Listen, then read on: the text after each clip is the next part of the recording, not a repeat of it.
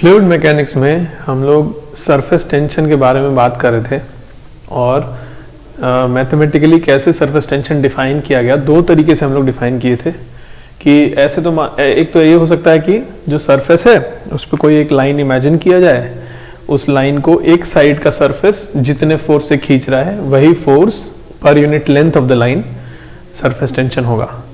या ऐसे भी बोल सकते हैं कि surface energy per unit area, इसको भी सरफेस टेंशन कहते हैं, है ना। चलिए, तो होता ही है कि जो सरफेस फ्री सरफेस या exposed surface of a liquid होता है वो एक इलास्टिक मेम्ब्रेन की तरह से बिहेव करता है ना। अच्छा, एक बात सोचो, कोई चीज अगर लिक्विड का ड्रॉप बनाया जाए हवा में तो वो स्फेरिकल शेप लेता है ना। वैसे ही अगर किसी लिक्विड को किसी बलून में, इलास्टिक बलून में भरा जाए तो बलून भी तो वैसा ही शेप लेता है, कुछ ड्रॉप के जैसा, नहीं। अच्छा, कोई बलून में लिक्विड भरा है, उस बलून को थोड़ा सा पिंच करके ऐसे खींच के छोड़ा जाए, मतलब उसका शेप बिगाड़ के छोड़ा जाए तो वो स्फेरिकल फिर से आ जाता है ना। तो जैसे बलून का इलास्टिक बिहेव कर रहा है वो भी तो अपना सरफेस एरिया मिनिमाइज करना चाहेगा। क्यों? क्योंकि इलास्टिक जब स्ट्रेच रहता है तो उसमें इलास्टिक पोटेंशियल एनर्जी बढ़ जाएगी स्ट्रेच्ड इलास्टिक में, तो वो भी तो अपना सरफेस एरिया मिनिमाइज करने की कोशिश कर रहा है ना। तो जैसे बलून का इलास्टिक अंदर के लिक्विड को बांध के रखा है, एक इलास्टिक मेम्ब्रेन है, वैसा ही रोल लिक्विड के फ्री सरफेस का भी होता है, नहीं। वो भी तो अंदर के लिक्विड को बांध के रखा है और उसमें एक इलास्टिक प्रॉपर्टी है, वैसा ही बांध के रखा, दबा के रखा है कि नहीं।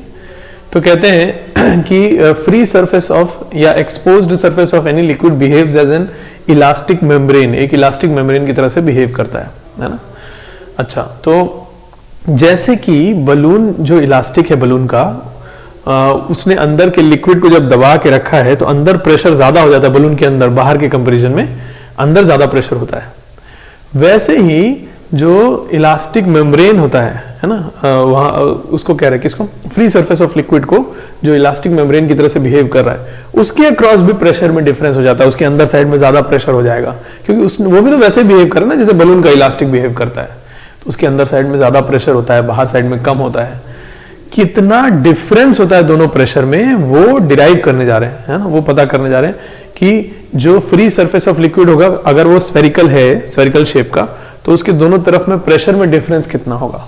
तो एक हेडिंग डाल दीजिए, pressure difference across A spherical free surface of liquid. एक स्फेरिकल सरफेस है, फ्री सरफेस ऑफ लिक्विड है, उसके अक्रॉस प्रेशर में डिफरेंस कितना होगा। चलिए देखते हैं। तो मान लीजिए ये कोई ड्रॉप है, ये इसका फ्री सरफेस है ना। तो यहां प्रेशर हम कह रहे हैं अंदर ज्यादा होगा बाहर से, P1 बड़ा होगा P0 से, तो P1 माइनस P0 मान लीजिए हमको पता करना है।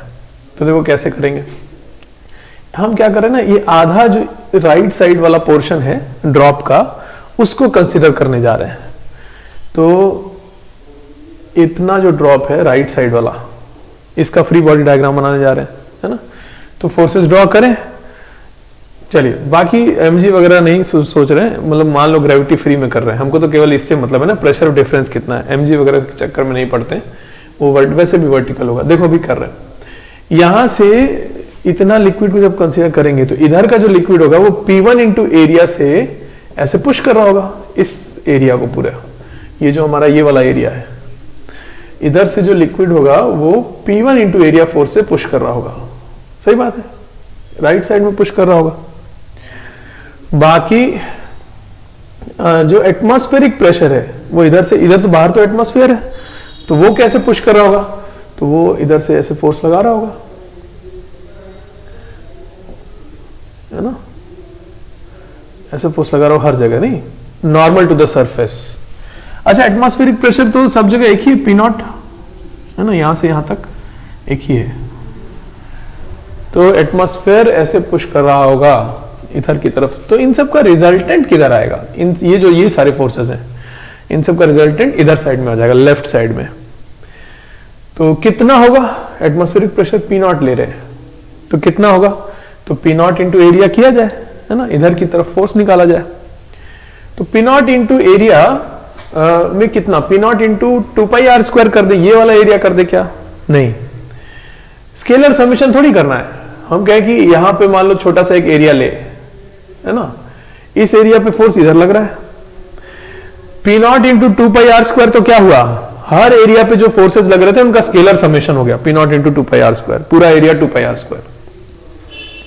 नहीं, लेकिन वो थोड़ी करना है हमको, तो कंपोनेंट भी तो तोड़ना है। ये जो फोर्स आएगा df, इसका इधर कंपोनेंट, इसका इधर कंपोनेंट, सारे फोर्सेस का इधर वाला कंपोनेंट जोड़ना है ना, तो पी नॉट इंटू 2πr² से कम रिजल्ट आएगा कुछ, है ना। कितना आएगा सोचते हैं एक बार। अच्छा सोचो, मान लो कोई ऐसा एरिया है, ये एरिया है ना, और इस पे एटमॉस्फेरिक प्रेशर का force P naught into area है, P naught into D A, मान लो ये डी ए है ना, तो किधर की तरफ होगा, इसके परपेंडिकुलर ऐसा, ये फोर्स आया डीएफ का, डीएफ आया पी नॉट इंटू डी ए। अब इसके कंपोनेंट तोड़े जाए, हॉरिजॉन्टल और वर्टिकल, है ना। या फिर हम ऐसे सोच सकते हैं इसको कि इस एरिया के ही पहले कंपोनेंट तोड़ लेते हैं, एरिया भी तो वेक्टर होता है, एरिया के ही कंपोनेंट तोड़ लेते हैं। जैसे ये वाला जो एरिया है इधर बना रहे, चलो ये ऐसे था, है ना, तो इसका एक वर्टिकल और एक हॉरिजॉन्टल कंपोनेंट तोड़ लेते हैं।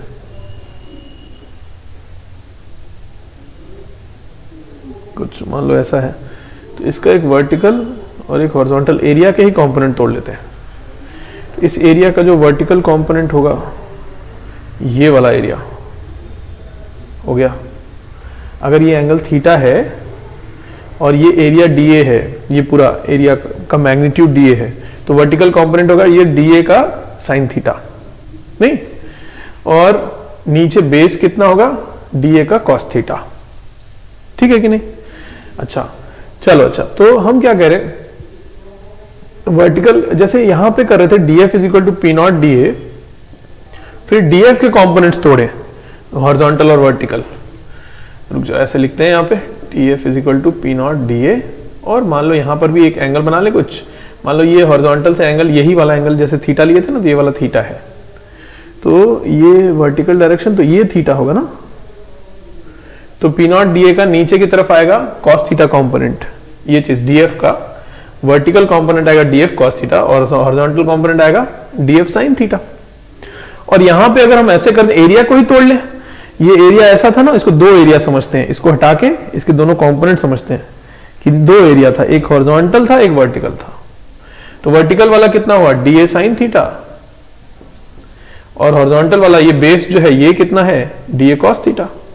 अब सोचें कि पी नॉट प्रेशर होता, एटमॉस्फेरिक प्रेशर, तो फोर्स कैसा लगता, इस पे इधर की तरफ लगता कितना, P naught into D A sine theta, pressure into area, और नीचे की तरफ फोर्स कितना होता, P naught into D A cos theta. और वही तो यहां पर भी है ना, P naught D A cos theta नीचे, P naught D A sine theta इधर, वही तो बात हुई। कहने का मतलब कि हम ये कर सकते हैं कि पहले फोर्स निकाल के कंपोनेंट तोड़ने के बजाय एरिया का ही पहले दोनों कंपोनेंट तोड़ ले, और फिर पी नॉट इंटू एरिया करें, तो इधर वाला फोर्स इतना हो गया, इधर वाला फोर्स इतना हो गया, हो जाएगा। अच्छा, तो फाइनली हमको क्या करना है, केवल हॉरिजॉन्टल वाले फोर्सेस ऐड करने हैं, मतलब हर एरिया का, जो एरिया बनाए थे ना, हर एरिया का वर्टिकल कंपोनेंट लिया जाए, ये वाला इंटू पी नॉट करके, और फिर जोड़ दिया जाए, तो टोटल फोर्स आ जाएगा हॉरिजॉन्टल वाला। हर एरिया का वर्टिकल कंपोनेंट अगर तोड़ दें, ये जितने भी छोटे छोटे एरियाज बनेंगे सबका वर्टिकल कंपोनेंट अगर तोड़ दें, तो पूरा वर्टिकल वाला एरिया आ जाएगा, मतलब ये एरिया आ जाएगा, है ना। सारे जो छोटे छोटे एरियाज हैं ना, उनका वर्टिकल कंपोनेंट अगर तोड़े तो ये पूरा वर्टिकल वाला एरिया के बराबर आ जाएगा। आप सुने होंगे पहले कि जो कंपोनेंट है उसका एक और नाम है प्रोजेक्शन, कंपोनेंट को ही प्रोजेक्शन भी कहते हैं, नहीं तो प्रोजेक्शन मतलब परछाई। तो ये पूरा एरिया जो है कर्व वाला, इसका वर्टिकल अगर प्रोजेक्शन देखें परछाई, तो यही तो आएगा, है ना। तो इस पूरे एरिया का वर्टिकल कंपोनेंट यही है ना। तो फाइनली हमको करना क्या होगा, कितना आएगा आंसर, नेट हॉरिजॉन्टल इधर की तरफ नेट फोर्स कितना आएगा, पी नॉट इंटू ये पूरा एरिया, मतलब P naught into pi R square आएगा। वही आपसे शुरू में कह रहे थे, पी नॉट इंटू 2πr² से कम आएगा। चलिए अच्छा, तो नेट फोर्स इन सब का जो रिजल्टेंट है, हम ये सब हटा लेते हैं। अब फाइनली इन सब का रिजल्टेंट लिख रहे हैं, इधर की तरफ आएगा, और कितना, P naught pi R square. चलिए अच्छा, दो हो गए, ये हो गया, ये हो गया। अब हम कह रहे P1 बड़ा था P0 से, तो ये फोर्स बड़ा है, ये फोर्स छोटा है, तो ये तो लिक्विड, ये जो सेक्शन है इसको इधर भाग देना चाहिए। तो ऐसा थोड़ी है, इक्विलिब्रियम पे सब कुछ, भाग तो रहा नहीं है। तो कैसे करें, क्यों नहीं भाग रहा है? क्योंकि होता यह है कि ये भाग, इधर फोर्स ज्यादा है, P1 P0 से बड़ा जरूर है, लेकिन ये जो इधर का सरफेस है वो इलास्टिक फोर्स से इधर का ये पूरा लाइन को अपनी तरफ खींच के रखा है ना। सरफेस टेंशन होता है फोर्स पर यूनिट लेंथ, तो फोर्स कितना होगा, सरफेस टेंशन इनटू लेंथ। ये कितने लेंथ पर, ये जो लेंथ है ना, ये 2πr है, नहीं ये चीज, ये पूरा लेंथ, ये 2πr है।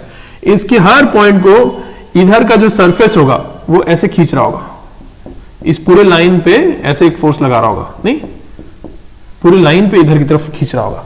तो यहां अगर बनाए तो इसको इधर की तरफ खींच रहा है, ऐसे लेफ्ट साइड का जो सरफेस है ऐसे इलास्टिक की तरह खींच रहा है। कितने फोर्स से, तो सरफेस टेंशन इनटू ये पूरा लेंथ 2πr है कि नहीं। चलिए फोर्सेस ड्रॉ कर दिए, अब बैलेंस किया जाए। तो राइट साइड में ये है, लेफ्ट साइड में ये दोनों है, बराबर करते हैं। P1 इंटू ए, एरिया कितना, πr², ये यहां पर ही लिख दे, P1 इंटू πr² था नहीं। चलिए तो राइट साइड में ये वाला P1 into πr² is equal to left side में P0 इंटू πr² और प्लस s इंटू 2πr। तो सब में से पाई हटा लिए, एक r भी हटा ले, P1 minus P0 2s by r आ गया। तो यही होता है 2s by r, pressure difference across A spherical exposed surface of liquid, है ना। एक लेयर है, एक एक्सपोज्ड सरफेस की लेयर है, उसके अक्रॉस प्रेशर में डिफरेंस इतने का हो जाता है 2s बाई r का। r है उसका रेडियस, स्फेयर का रेडियस, है ना। चलिए अच्छा, तो ये कुछ बातें हम लोग सीखे हैं, अब कुछ क्वेश्चंस करने जा रहे हैं।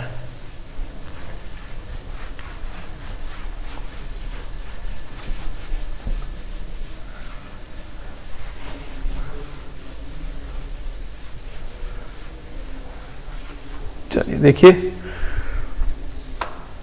देखो ऐसा करते हैं कि एक क्वेश्चन इस तरह का होता है कि कोई लिक्विड का ड्रॉप है r रेडियस का, है ना। अच्छा एक बार ड्रॉप और बबल में अंतर बता देते हैं, फिर इस पे वापस आएंगे ये क्वेश्चन पे, उससे अलग एक बात कर रहे हैं। जो कहते हैं ना ड्रॉप ऑफ लिक्विड, तो उसका मतलब कि एक फ्री सरफेस ऑफ लिक्विड है, उसके अंदर वाटर है और बाहर एयर। और जब कहते हैं bubble of water, bubble of water है, तो वाटर बबल में ये इसमें वाटर होता है ना, ऐसा होता है ना, इसमें ये वाटर है, अंदर भी एयर है बाहर भी एयर है बबल में, बबल ऑफ वाटर में अंदर भी एयर बाहर भी एयर, बीच में वाटर।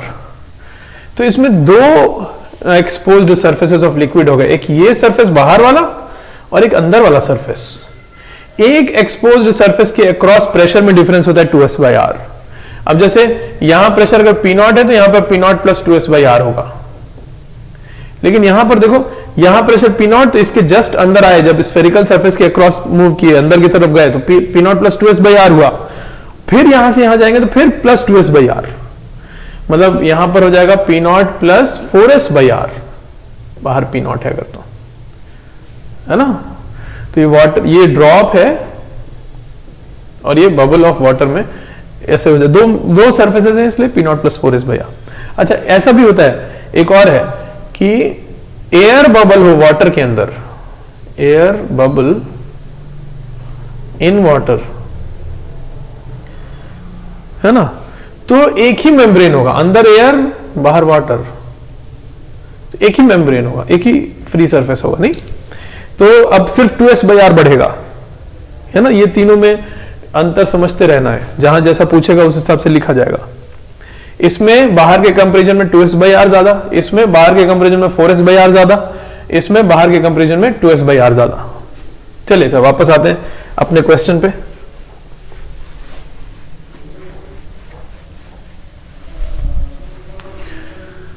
देखिए, तो पॉइंट ये इसमें कहा गया कि आर रेडियस का एक ड्रॉप था,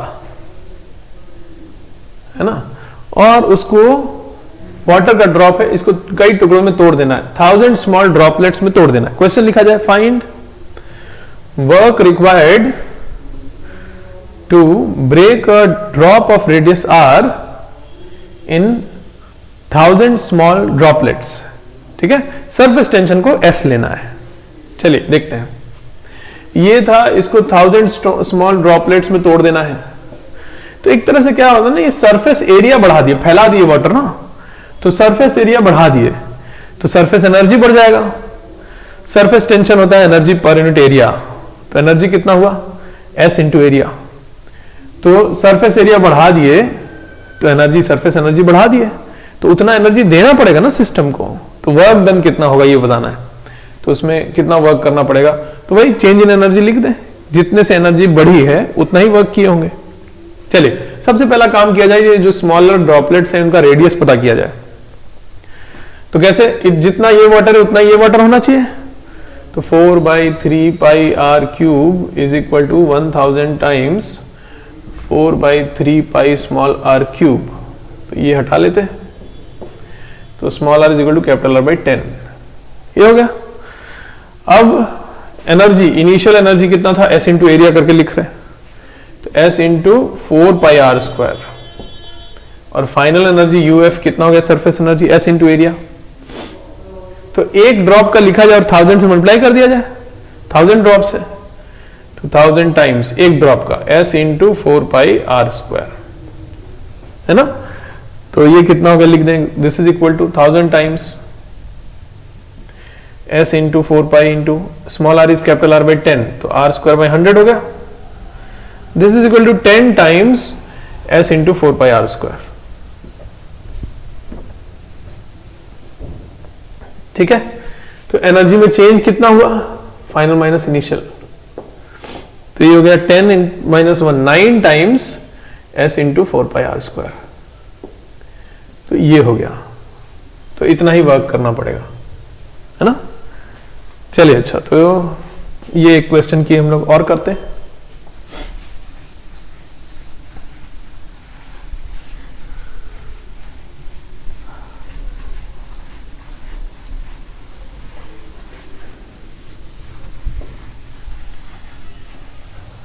देखिए,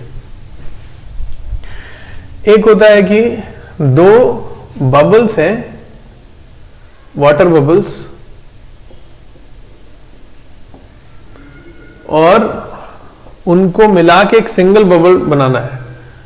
दो ऐसे बबल्स हो गए, इसका रेडियस है R1, इसका रेडियस है R2, और इनको मिला के एक सिंगल बबल बना देना है। तो ये जो सिंगल बबल बनेगा, इसका रेडियस कितना होगा पता करना है। क्वेश्चन लिखा जाए, under isothermal conditions two water bubbles of radii R1 and R2 are merged to form a single bubble of radius capital R। In vacuum भी लिख दीजिए, बाहर का प्रेशर 0 है, इन वैक्यूम, फुल स्टॉप। आगे लिखिए, फाइंड कैपिटल R, इसका radius पता करना है। चलिए, आइसोथर्मल कंडीशन है, अंदर गैस है, एयर है, तो PV equal to nRT use किया जाए, है ना। तो इसमें जितने नंबर ऑफ मोल्स होंगे प्लस इसके नंबर ऑफ मोल्स मिला के इसके नंबर ऑफ मोल्स के बराबर किया जाए। तो P1 V1, यहां का अच्छा प्रेशर कितना लिखेंगे, बाहर का 0 है, तो 0 + 4s/r, है ना। तो P1 V1 + P2, आइसोथर्मल है, तो PV इक्वल टू nRT कर रहे हैं, तो number of moles will be proportional to P into V, temperature तो कांस्टेंट है, तो P1 V1 + P2 V2 is equal to इसका PV, है ना, लिख रहे हैं। चलिए, इसका प्रेशर है 4s/r इंटू वॉल्यूम 4/3 पाई r³। इसका P2 V2 लिख रहे हैं 4s/r2 4/3 पाई r2³। इसका PV लिख रहे हैं 4s/r 4/3 पाई r³। तो इसमें से 4s और 4/3 पाई कैंसिल कर लिया जाए सब में से, तो ये आया r1² + r2² is equal to r², है ना, ये आंसर हुआ। अच्छा, बाहर एटमॉस्फेरिक प्रेशर अगर लेते हैं बाहर का प्रेशर, तो इसमें 0 दिया था तो ये आंसर आया। हम कह रहे हैं बाहर का प्रेशर 0 नहीं होता, पी नॉट होता, तो ये आंसर नहीं आता ना, पी नॉट भी का कुछ टर्म आता, तो ये आंसर नहीं आता। ये आंसर तभी आता है जब बाहर का प्रेशर 0 है ना। चलिए तो ये हो गया। अब एक और चीज इसमें बताते हैं। देखो होता क्या है कि कभी कभी दो बबल्स हैं वो मर्ज, ये तो मर्ज कर दिए, एक ही बाउल बना दिए, मर्ज नहीं होती हैं, बस वो स्टिक कर जाती हैं आपस में। तो जब दो बबल्स स्टिक करती हैं तो कैसा दिखता होगा। देखो मान लो कि ये एक बबल है और ये दूसरी बबल है, दोनों अलग अलग रेडियस के थे और आपस में स्टिक कर गए, है ना। ऐसा होता है ना कभी कभी सोप बबल्स में देखा होगा आपने कि जाके स्टिक कर जाते हैं दोनों। तो ये कुछ अच्छा ऐसा है अगर, तो सोचो इनके बीच में क्या कुछ नहीं रहता है, बीच में अगर कुछ ना रहे खाली रहे तब तो इधर का इधर मिल जाएगा, एक ही बबल बन जाएगा, ऐसा हो जाएगा। नहीं, बीच में इसका मतलब सेपरेशन एक होता होगा ना, इधर का एयर अलग इधर का एयर अलग, बीच में भी इसी लिक्विड का मेम्ब्रेन होगा एक, ताकि इधर का इधर, इसको बोलते हैं इंटरफेस, जो बीच वाला है जिसने इधर का एयर को अलग करके रखा है, तो उसको बोलते हैं इंटरफेस। अब बारी है कि देखो इंटरफेस अभी के लिए हम ऐसे बनाए, लेकिन एकदम स्ट्रेट नहीं रह पाएगा, ये फ्लैट नहीं रह पाएगा इंटरफेस। क्यों? क्योंकि देखो इसका रेडियस कम है, अगर इसका रेडियस अगर ज्यादा है इस बबल का, तो यहां प्रेशर ज्यादा होगा 4s/r। तो अगर r कम है तो यहां का प्रेशर ज्यादा है, यहां का प्रेशर कम, तो यहां का प्रेशर ज्यादा है तो इसको पुश करेगा, तो ये जो वॉल, ये जो इंटरफेस है, ये फ्लैट एकदम नहीं रहेगा, थोड़ा सा इधर की तरफ ऐसे बल्ज हो जाएगा ना, इधर से ज्यादा प्रेशर है, थोड़ा इधर की तरफ दब जाएगा। तो ये कुछ ऐसा रहता है ना, अंदर का बल्ज हो गया, तो इधर भी एयर इधर भी एयर, ये भी एक कर्वेचर हो गया नहीं। तो इसका रेडियस ऑफ कर्वेचर पता करना होता है। इसका अगर ये है ऐसा बना दे कुछ, इसका भी तो कुछ कर्वेचर होगा ना ये चीज, उसका रेडियस ऑफ कर्वेचर पता करना होता है। तो मान लो इस वाले बबल का रेडियस था r1, इसका था r2, इसका r पता करना है। तो देखो कैसे कर रहे हैं, इसका r2 है तो यहां का प्रेशर होगा P0 प्लस 4s/r2, इसका हो गया यहां का प्रेशर P0 प्लस 4s/r1, और यहां में प्रेशर में जो डिफरेंस है वो 4s/r के बराबर होना चाहिए। ये भी तो एक स्फेरिकल मेम्ब्रेन है, तो प्रेशर में डिफरेंस 4s/r के बराबर होना चाहिए। तो देखो लिख रहे हैं यहां का pressure P0 plus 4s/r1 minus यहां का pressure P0 plus 4s/r2 should be equal to, इसके across difference should be equal to 4s/r, है ना। तो यहां से ये r आता है, ये कितना हो जाएगा देखो, P0 और P0 कैंसिल कर लें, plus P0 minus P0, 4s सब में से हटा दिए, तो 1/r is equal to 1/r1 minus 1/r2, 1/r1 minus 1/r2, तो ये आंसर आ जाएगा। तो यहां से r will be r1 r2 upon r1 plus r1 r2 upon r2 minus r1, है ना। तो ये हो जाएगा इसका रेडियस ऑफ कर्वेचर जो इंटरफेस है। क्वेश्चन अगर लिखना है इसका लिखिएगा find the radius of interface, और ये आंसर है, ठीक है। चलिए एक और चीज,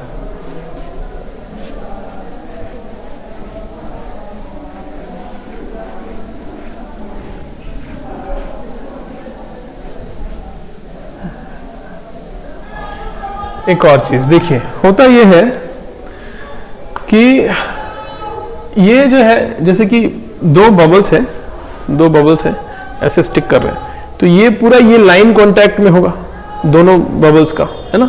ऐसे स्टिक कर गए अगर, तो इधर से एक लाइन कांटेक्ट में होगा, तो ये लाइन हो गया और अंदर का इंटरफेस ऐसे बल्ज है कि नहीं।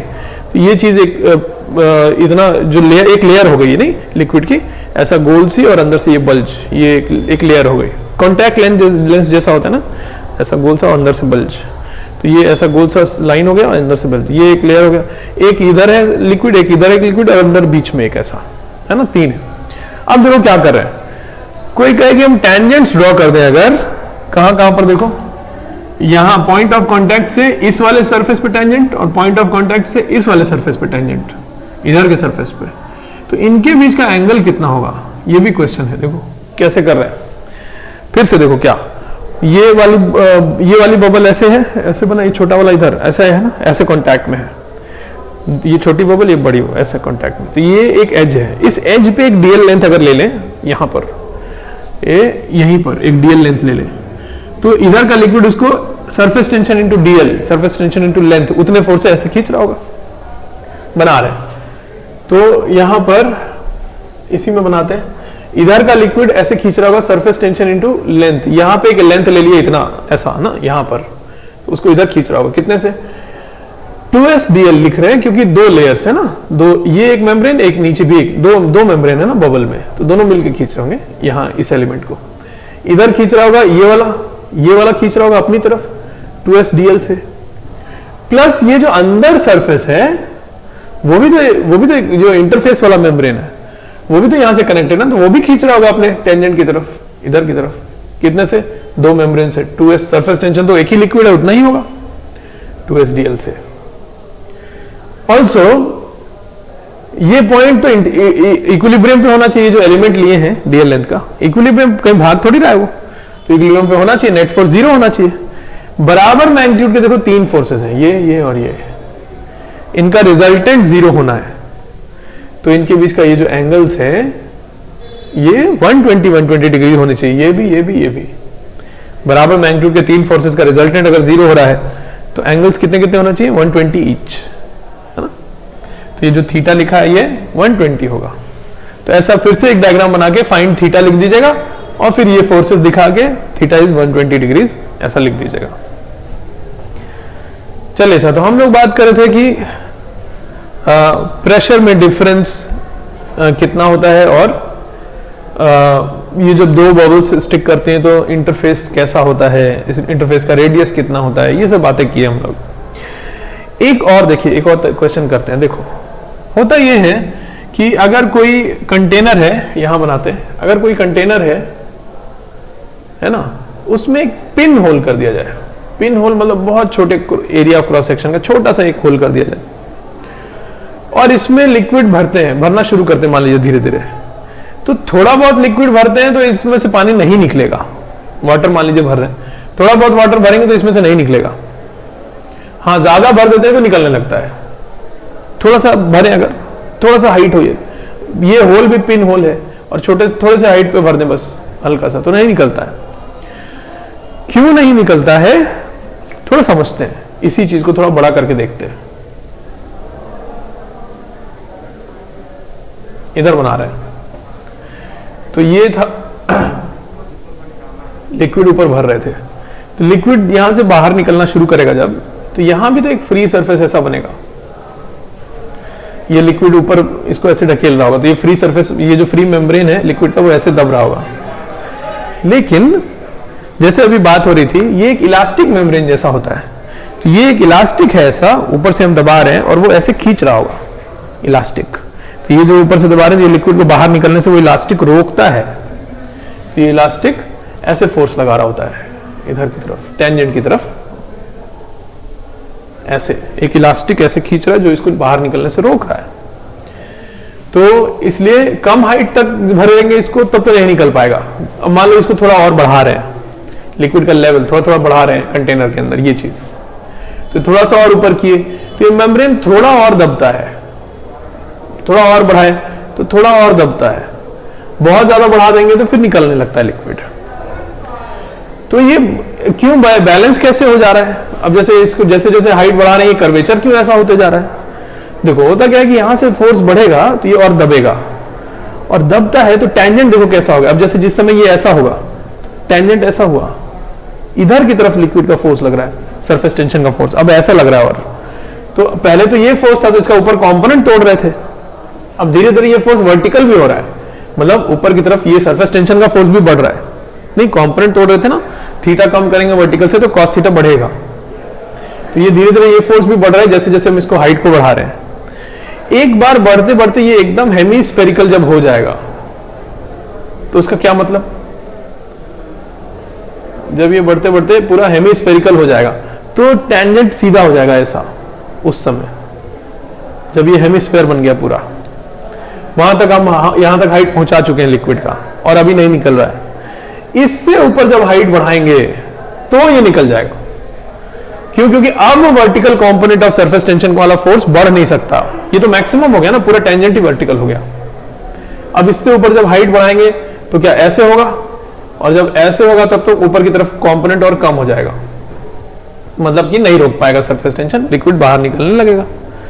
तो क्वेश्चन क्या है कि कितने हाइट तक इसको भरेंगे तो लिक्विड निकलना शुरू होगा इसमें से। तो क्या क्या दिया है देखो, क्वेश्चन में क्या क्या मेंशन्ड है।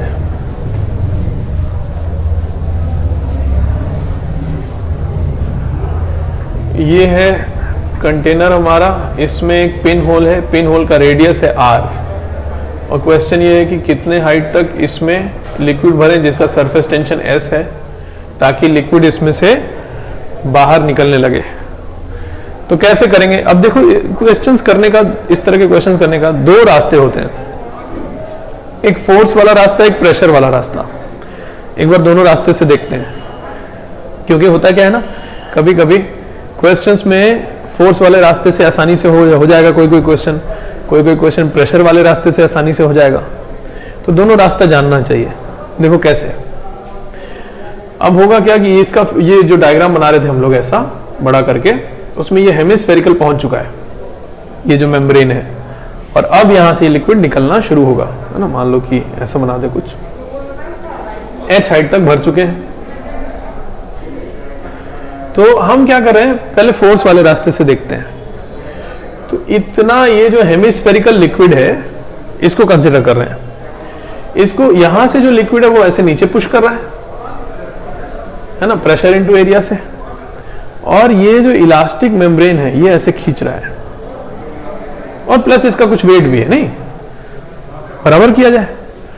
नीचे की तरफ फोर्सेस हो गए, एक तो इसका वेट मतलब 2/3 पाई r क्यूब वॉल्यूम है इंटू रो जी, ये तो वेट हो गया, प्लस ये वाला जो फोर्स है यहां प्रेशर हो जाएगा रो जी एच, h हाइट तक लिक्विड है तो रो जी H into pi r square, ये वाला फोर्स, ये वाला, ये भी नीचे है, प्लस कितना rho ji H into pi r square pressure into area is equal to ऊपर की तरफ सरफेस टेंशन वाला फोर्स ऐसे खींच रहा है, कितने लेंथ पर लग रहा है तो 2 पाई r, तो s इंटू 2 पाई r, है ना, बराबर कर दिए। अब देखो इसमें से हमको पता करना है h, तो यहां पे ये जो दो टर्म्स लिखे हैं देखो, ये लिखा है 2/3 pi r square h into rho G, नहीं अच्छा रुको, एक ऐसे ही लिखते हैं, मान लो इनमें से हम कॉमन ले ले रहे हैं r square pi r square और रो जी कॉमन ले लें इन दोनों में से, तो क्या बचा, क्या 2/3 और r pi r square rho g, हाँ, plus h is equal to s into 2 pi r, ऐसा हुआ ना। अब देखो हम इसलिए इसको ऐसे इसलिए लिखे एक चीज दिखाने के लिए, देखो पिन होल किए थे तो ये रेडियस बहुत छोटा था h के कंपैरिजन में, h तो अच्छा खासा हुआ नहीं, हमने कह रहे थे ये तो कुछ सेंटीमीटर में आएगा, अब पिन होल तो मिलीमीटर से भी छोटा होगा, तो ये r h के कंपैरिजन में बहुत छोटा है, तो ये टर्म को हम लोग अप्रोक्सीमेशन करके h लिख सकते हैं पूरा, है ना, ये बहुत छोटा है r h के कंपैरिजन में, इसको h लिख देंगे तो फिर सीधा h इज इक्वल टू आ गया दिस थिंग अपॉन ये चीज, मतलब कितना s into 2 pi r upon pi r square rho G, ये हो जाएगा 2s अपॉन रो जी r, है ना। चलिए तो ये आ गया आंसर 2s अपॉन रो जी r। अगेन एक चीज और बताते हैं, देखो इसी हम जैसे अभी कह रहे थे ना, इसी चीज को प्रेशर वाले रास्ते से कैसे किया जाएगा, थोड़ा इसको समझते हैं।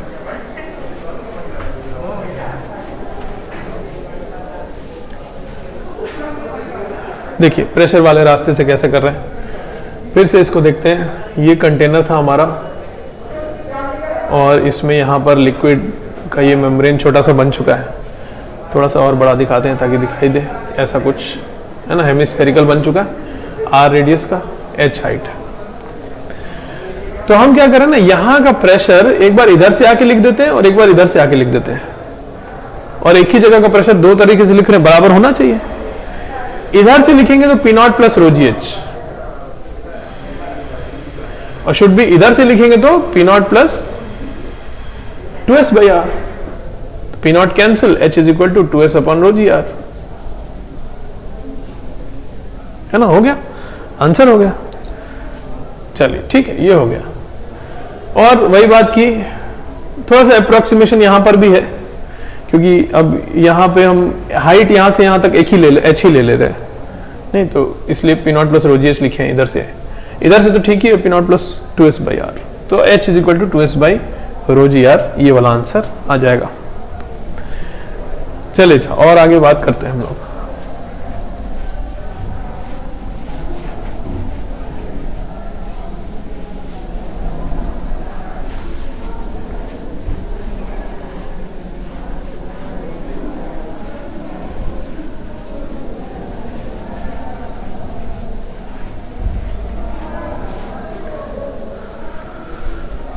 देखिए होता यह है कि देखा गया कि जैसे कि अगर कोई मान लीजिए कि ग्लास है ना, तो ग्लास इज अ मटेरियल नहीं, और ग्लास में वो रखा जाए, वाटर भर दिया जाए, मान लीजिए ग्लास का कंटेनर हो, उसके अंदर वाटर भरा जाए, तो सरफेस ऑफ वाटर देखो कैसा दिखता है। अब जैसे ये ग्लास का कंटेनर है, पानी का सरफेस यहां बीच में तो हॉरिजॉन्टल दिखता है, लेकिन ध्यान से अगर देखें तो ये सरफेस जहां ग्लास से मिल रहा होता है वहां पे थोड़ा सा ऐसे ऊपर की तरफ स्टिक किया रहता है ग्लास के साथ, ऐसा किनारे से, मतलब बनाए तो ड्रॉ करें तो देखो कैसा दिखेगा। ये हो गया मान लीजिए ग्लास का कंटेनर, ग्लास का कंटेनर है और लिक्विड वाटर है, वाटर ऐसा रहेगा और यहां किनारे थोड़ा सा ऐसे उठा रहता है। तो होता क्या है, क्यों ऐसा होता है, दो चीज, एक होता है फोर्स ऑफ एडिशन, एक होता है फोर्स ऑफ कोहिजन। एक ही तरह के मॉलिक्यूल्स एक दूसरे को जितने फोर्स से खींचते हैं उसको कहते हैं ये फोर्स ऑफ कोहिजन है, और अलग अलग तरह के मॉलिक्यूल्स एक दूसरे पे जो फोर्स लगाते हैं उसको कहते हैं फोर्स ऑफ एडिशन। तो वाटर मॉलिक्यूल्स का आपस में जो फोर्स ऑफ अट्रैक्शन है, फोर्स ऑफ कोहिजन, वो कम होता है किससे, वाटर और ग्लास के मॉलिक्यूल्स का आपस में जो फोर्स ऑफ अट्रैक्शन है, मतलब फोर्स ऑफ एडिशन से। वाटर और ग्लास के केस में वाटर मॉलिक्यूल्स का आपस में अट्रैक्टिव फोर्स कम होता है वाटर और ग्लास के अट्रैक्टिव फोर्स से। तो इससे क्या होगा, जो किनारे वाले वाटर के मॉलिक्यूल्स थे, मान लो पहले सरफेस ऐसा था, तो ये जो किनारे वाले वाटर के मॉलिक्यूल्स वो प्रीफर करेंगे कि वाटर से स्टिक करने के बजाय जाके ग्लास से स्टिक करें, और ये सरफेस ऐसा हो जाता है इंक्लाइंड, इधर से भी ये सरफेस थोड़ा ऐसा इंक्लाइंड हो जाता है दोनों तरफ से, है ना। तो ये वाली बात है। अब देखो हम क्या कह रहे हैं, देखो मान लीजिए ये कंटेनर है,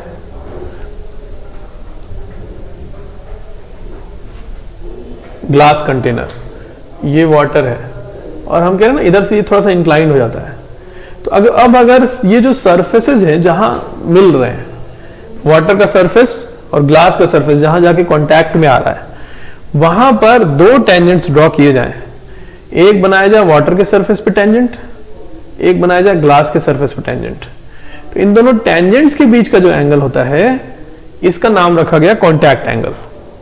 अच्छा, कांटेक्ट एंगल इस लिक्विड और इस सॉलिड का मिला के कंबाइंड प्रॉपर्टी होता है। अब जैसे ग्लास ही है लेकिन अंदर लिक्विड कोई बदल दें, ऑयल रख दें कुछ, तो कांटेक्ट एंगल कुछ और होगा, वाटर होगा तो कांटेक्ट एंगल कुछ और है, मरकरी होगा तो कुछ और होगा।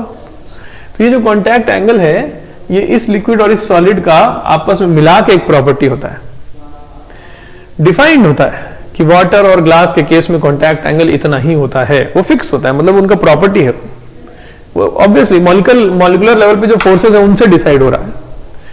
अच्छा, यही चीज अगर ग्लास के अंदर मरकरी रखते तो वो ऐसा होता है सरफेस, ऐसा क्यों ऐसा, क्योंकि वही बात है कि जब मरकरी मॉलिक्यूल्स का आपस में जो फोर्स ऑफ अट्रैक्शन है वो बड़ा होता है मरकरी और ग्लास के फोर्स ऑफ एडिशन से, तो ऐसा बनता है शेप। टेंजेंट ड्रॉ करेंगे तो जैसे यहां करें तो इस सरफेस पे ये टेंजेंट है और इस पर ये ग्लास पर और मरकरी पर टेंजेंट ड्रॉ किए। अब ये होगा कांटेक्ट एंगल थीटा, है ना। तो इसके लिए कुछ और, इसके लिए कुछ और। अच्छा एक चीज और, जब हम लोग कहते हैं ना ये टेंजेंट के बीच का एंगल, तो ये वाला लें कि ये वाला लें, तो नहीं, बोलते हैं लिक्विड के अंदर जो लाई करेगा वो वाला एंगल। तो इसमें ये लिए, इसमें ये लिए, ये नहीं लेंगे, इसमें भी लिक्विड के अंदर वाला लेंगे, है ना। तो देखो यहां पर कॉन्टैक्ट एंगल देखो ऑब्ट्यूस है, कब, जब FC बड़ा है FA से, फोर्स ऑफ कोहेजन बड़ा है फोर्स ऑफ एडिशन से, और यहां पर एक्यूट होगा जब फोर्स ऑफ कोहेजन छोटा होगा फोर्स ऑफ एडिशन से। तो ये कॉन्टैक्ट एंगल के बारे में कुछ बात लिखा जाए, है ना। हेडिंग डाल दीजिए कॉन्टैक्ट एंगल, ये दोनों डायग्राम बना दीजिए, ये चीज को इसके नीचे लिखिएगा, ये तो लिखा ही हुआ है इसके नीचे, तो एक डायग्राम ऐसा बना दीजिए और लिखा जाए the angle between tangents drawn at the point of contact of free surface of liquid and surface of solid